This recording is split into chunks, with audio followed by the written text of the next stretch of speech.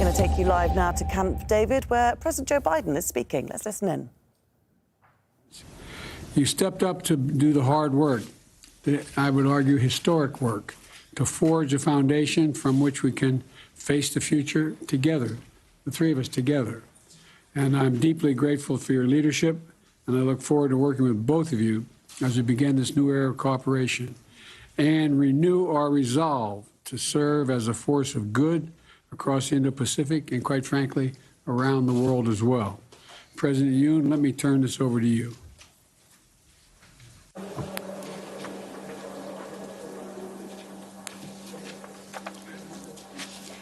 I would like to extend my gratitude to President Biden for his warm hospitality.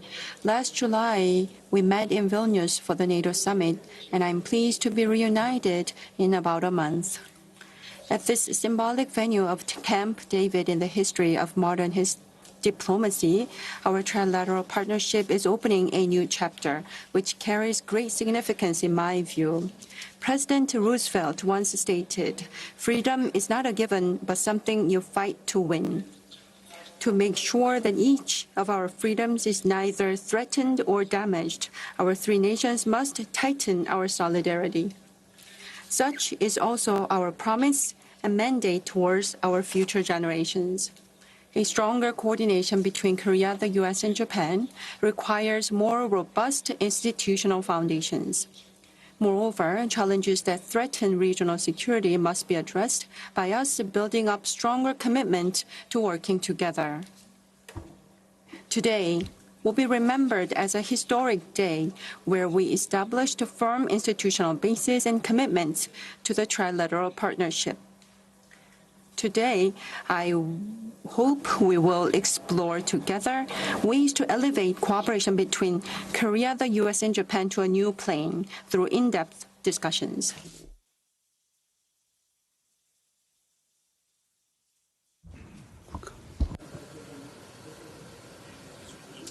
First of all, I would like to express my sympathy once again for the devastating damages caused by the wildfires in Maui, Hawaii.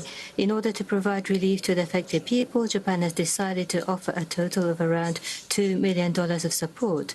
I offer my heartfelt prayer for the earliest possible recovery of the affected areas. May I also once again convey my heartfelt condolences for the passing away of President Yoon's father. And now, I would like to thank Joe for your kind invitation to the tour of us to Camp David, a place with history. President Yoon, I have been meeting you almost on a monthly basis since March of this year, but the fact that we, the three leaders, have got together in this way, I believe means that we are indeed making a new history as of today. The international community is at a turning point in history. In order to allow the potential of our trilateral strategic collaboration to bloom and blossom, I wish to take this moment to raise the security coordination between Japan, ROK, and the U.S. To new heights, while strengthening the coordination between the Japan-U.S. and the U.S.-ROK alliances. As we deepen our cooperation in the response to North Korea, I wish to expand and deepen our collaboration in extensive areas, including economic security, such as critical and emerging technology cooperation and supply chains resilience. Today, I look forward to engaging in frank discussions amongst ourselves in order to declare a new era of Japan-US-ROK partnership. I once again express my gratitude for Joe's initiative. Thank you. Thank you. Politely ask the press to leave. Thank you for coming in.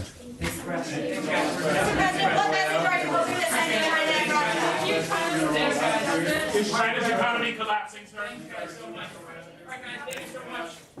And we will leave the leaders of the United States, Japan and South Korea as they get their summit underway in Camp David in Maryland.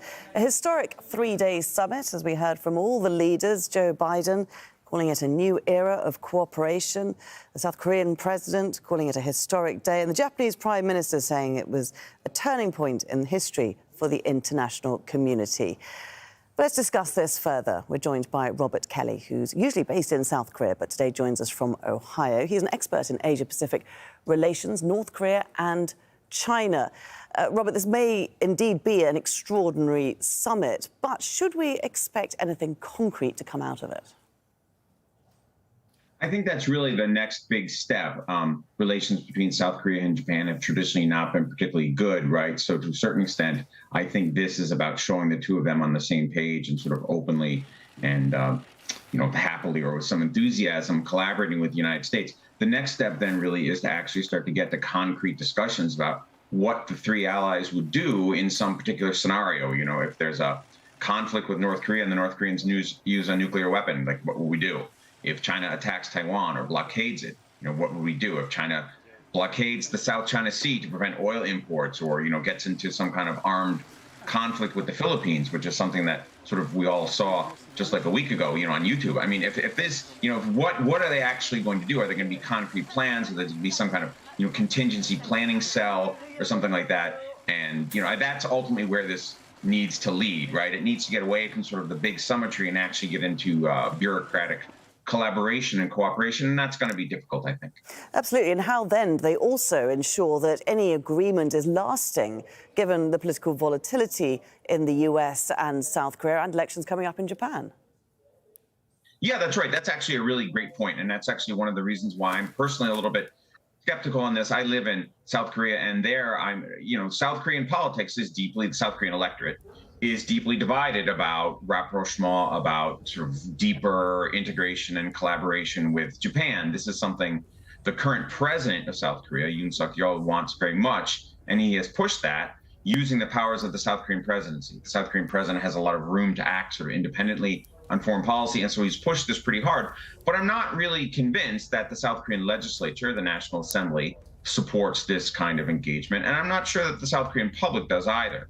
Right. And of course, as you said, in the United States, too, right, if Donald Trump gets back into the presidency in a year and a half, all bets are off. Donald Trump was a very irregular ally to U.S. partners in East Asia. And so I think there's a lot of domestic changes that could undercut this in the future. And so it's going to be a challenge to sort of root this, right, to sort of like make it immovable, and something that domestic changes couldn't shake. The White House has been at great pains to say this is not about forging an alliance against China. Is it, though? I mean, they have to say that, right? I mean, and it's just important, I suppose, that they say that, right? I mean, we want to sort of signal to the Chinese that we don't want a Cold War II. We don't want to contain China in the way that we contained the Soviet Union in the 40s and 50s. We want to avoid sliding in that direction. But I think we are.